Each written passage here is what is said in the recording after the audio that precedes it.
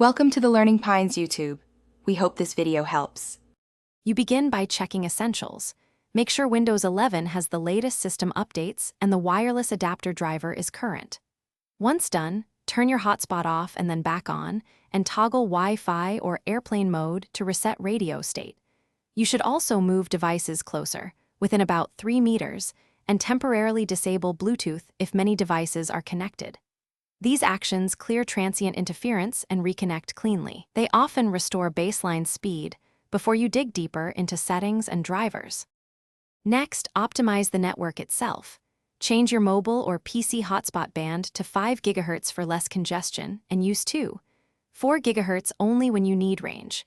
Then, open Device Manager on Windows 11 and update the wireless adapter driver. If a new driver caused problems, roll back to the prior version.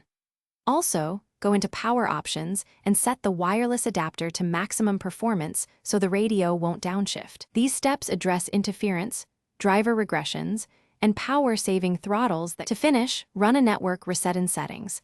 Network and Internet right arrow Advanced Network Settings right arrow Network Reset, then restart your PC and hotspot device.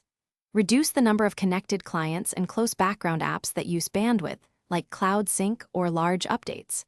If speeds remain poor, run the built-in Windows Network Troubleshooter. It can automatically fix misconfigurations.